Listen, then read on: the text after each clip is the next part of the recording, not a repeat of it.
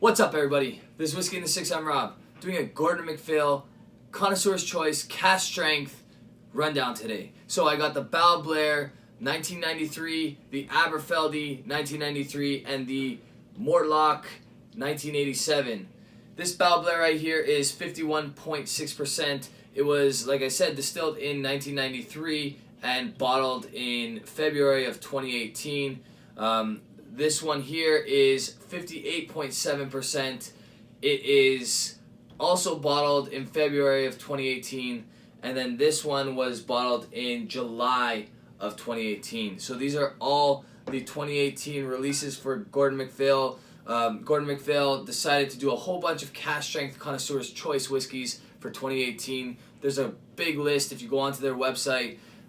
Every single one that I've tried so far is excellent. I actually have a Kalila 2005 back here. The only reason that one's not in the rundown is because I want to do the Gordon Macphail Connoisseur's Choice Kalila versus the SMWS Kalila. They're pretty close in age, so I thought that would be a cool head-to-head. Back to these bad boys. I'm going to nose them, taste them, and give them a mark. Starting with the Balblair over here. So like I said, it's 51.6% ABV. As some of you know, I'm a huge fan of a different kind of Gordon Macphail Balblair cask strength, also bottled or distilled in 1993. This one's bottled in 2017 though. For some reason it's also 24 years old. It just depends on, I guess, when they distilled it. Really nice stuff. I've talked a ton about this one.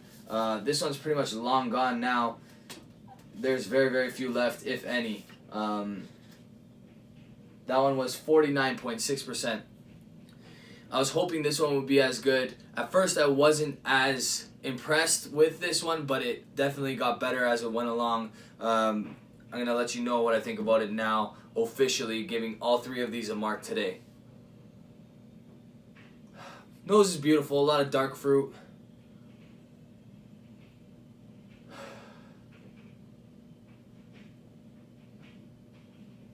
Definitely some chocolate in there, leaning more towards the dark chocolate side. A little bit of espresso notes in there as well.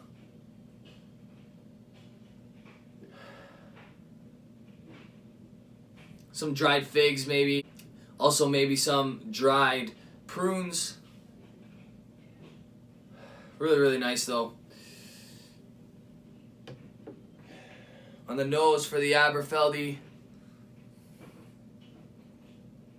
Okay, so what's crazy about this is these are both first fill sherry casks. This one's a first fill sherry punch-in. That's the Balblair. And the Aberfeldy is a first fill sherry punch-in as well. The difference in nose is mind-blowing.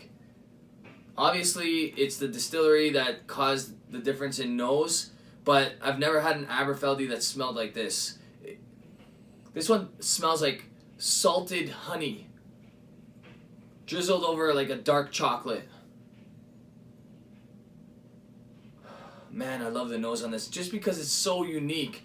Like I said, it's 58.7%.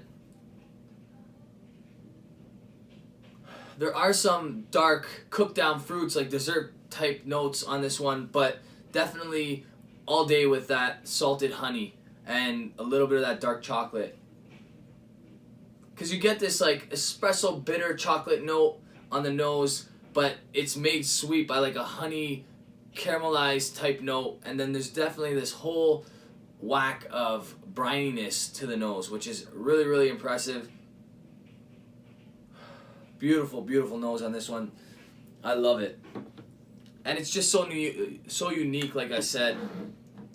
Going on to the Mortlach 1987. This is a bottle kill today. Jeremy from Sippers Social Club and myself split this bottle. We actually let other people take some samples out of it as well because it's a super expensive bottle. This one cost us about 880 bucks. So expensive stuff, not overly expensive for what it is. It's 31 years old.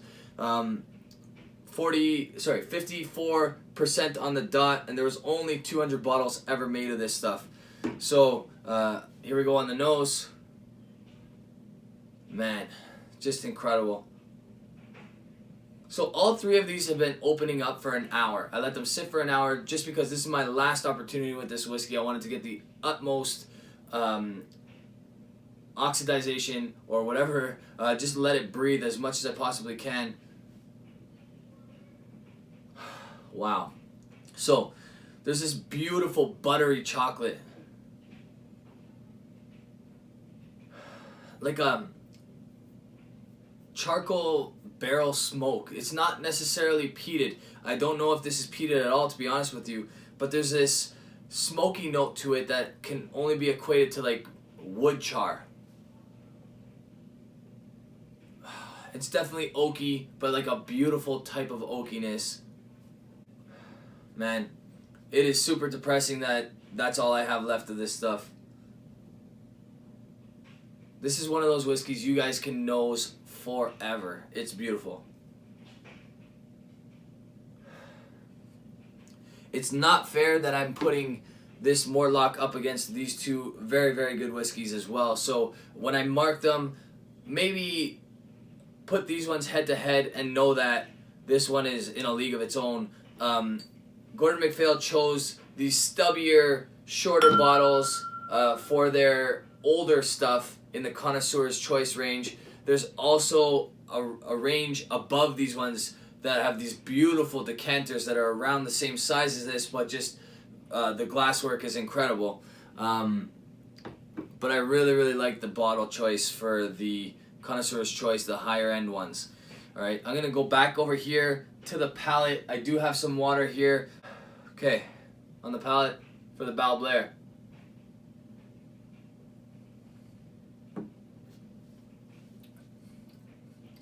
Really nice sweetness. It's got some heat to it. I noticed that from day one.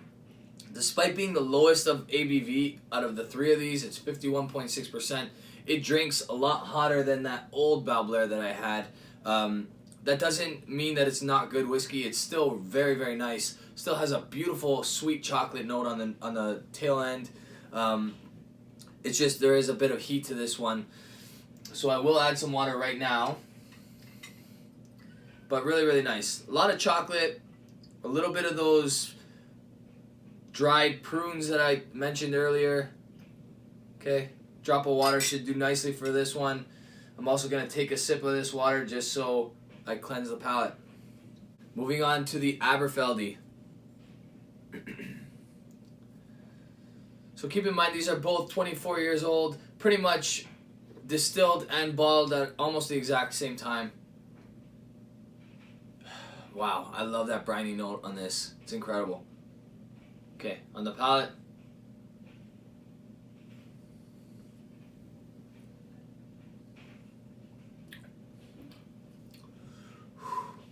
So, some heat here as well.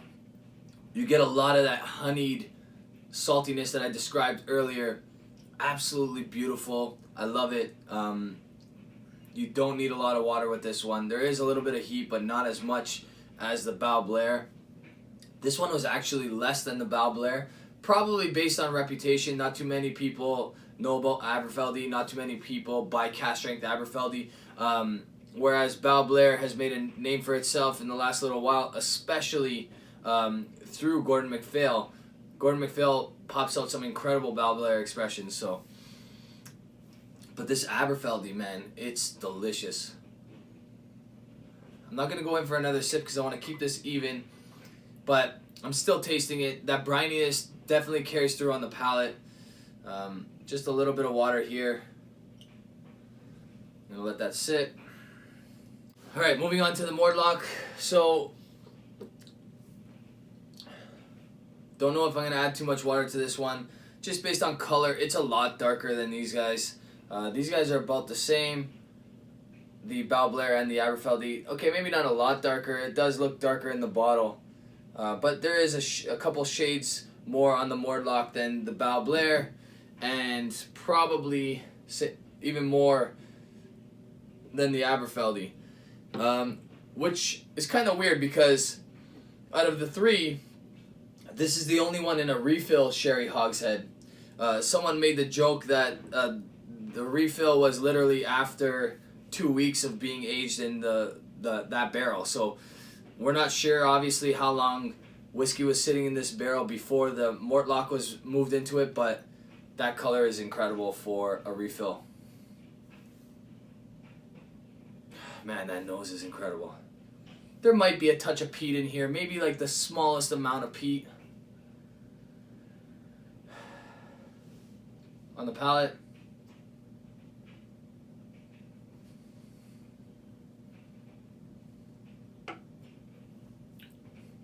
Compared to the other two, it's just so soft, chocolatey. It's super sweet despite being 31 years old. There's no drying notes whatsoever here. I'm not getting over oaked. I know some people complained, some of the people that we shared samples with complained that this was heavily oaked. There is wood influence for sure. It's 31 years old. You're going to get that from pretty much any 30 plus whiskey. But it's a beautiful oak. Definitely not off-putting at all in my opinion. I think it's gorgeous. You get it more on the finish than you do mid-palate or in the beginning when you first taste it. The nose is incredible. You don't really pick up that oaky note at all on the nose.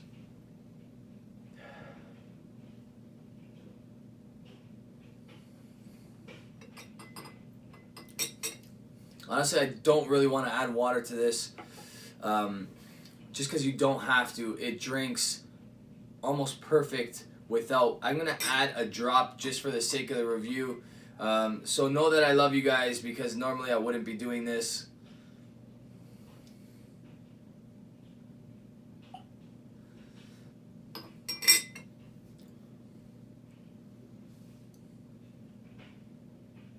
Alright, so I'm going to let that one sit and go back to these guys with water now. I'm going to give a taste one more time. As I taste it, I'm going to give it a mark. Alright? Kind of have an idea after, obviously you can see I've been through quite a bit of these bottles.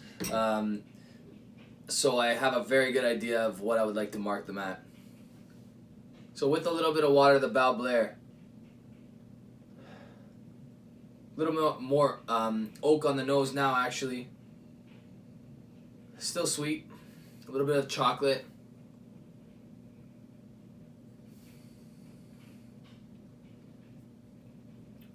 That hit of water definitely mellowed this out a lot on the palate.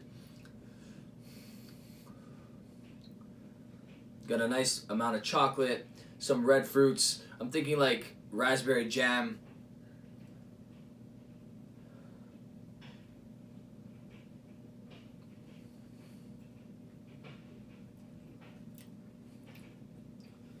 Really nice.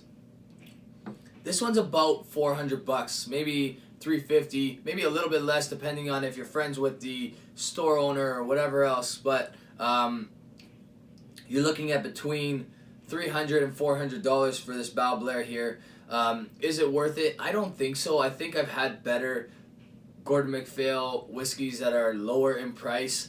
I'm still gonna give this a 90 though, because it's excellent stuff. I just don't know if it's $400 excellent. It's not as good as its younger sibling, and only by a few months younger, but it's really, really nice. Like I said, this is a 90. Really good. It needs the water. For that reason, it's a little bit lower than probably you guys would expect. Okay, moving back to the Aberfeldy. With a little bit of water, you get this beautiful like vineyard salted soil note that I love. Almost like a grape field when you're standing picking grapes. And then that saltiness, that ocean spray is beautiful.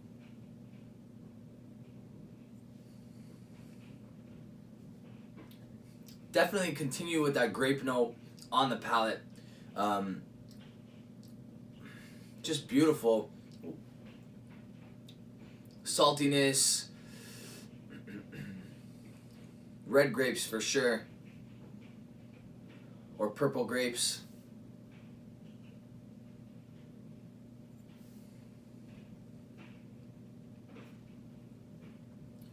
Really nice sweetness. It didn't need water, but water definitely brings out a little bit more out of this whiskey. Honestly, it's incredible. I'm going to give this one a 92. I really, really love it. It's anywhere between $250 and $350, and I would definitely buy this one again if I came across it. I didn't buy a backup of this bottle. I probably will seek out another one. I think it's great stuff.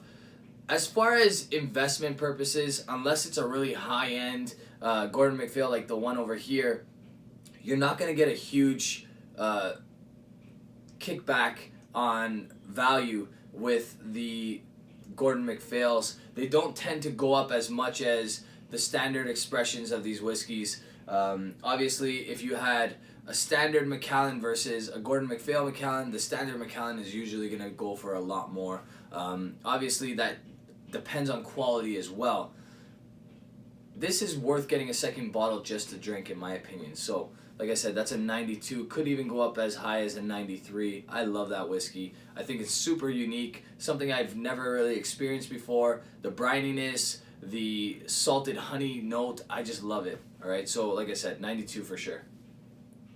And last but certainly not least, the Mortlach 1987 31-year-old.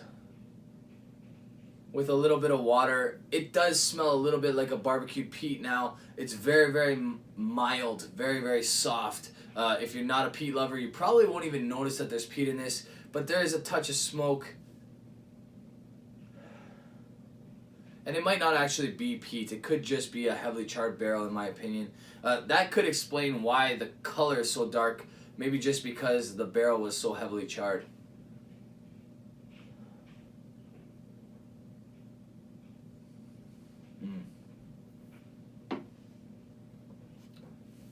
So, what was easy drinking before has become almost perfection. With water, and water does help a little bit.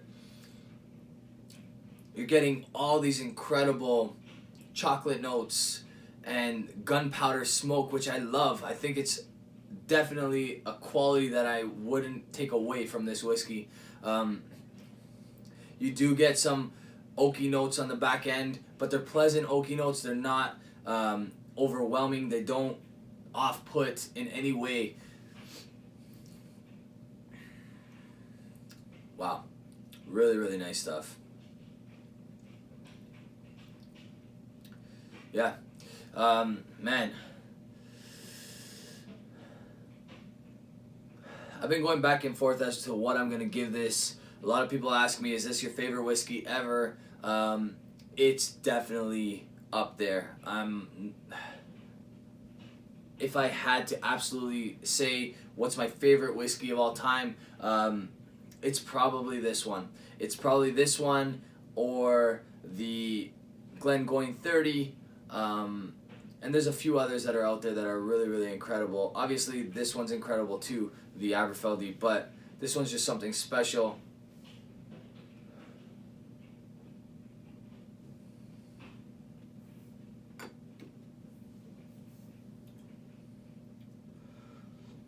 Just beautiful espresso notes.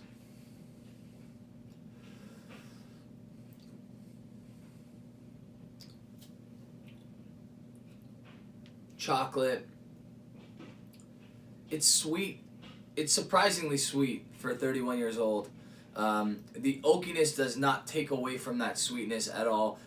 It actually balances out the sweetness at the tail end on the finish, in my opinion. The finish goes on forever.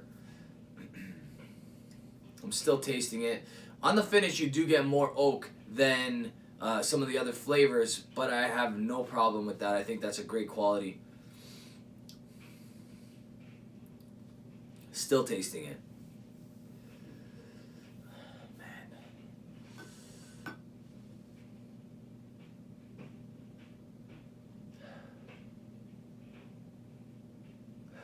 Okay, so this whiskey right here is a 95. I've never given a 95 away on this channel. I don't give those out lightly. I have been giving a lot of 90 and up marks as of late. But 95 reaches a new category for me. That's an A++. That's something that I haven't given away, and it's something I've been kind of guarding because I've been afraid to give that away. And the Glengoyne 30 might deserve that. The Glendronach Batch 9 Grandeur might deserve that. But I didn't give those whiskeys that mark just because I wasn't ready to give that away lightly. I don't think I'm giving that away lightly here. This honestly is an incredible whiskey.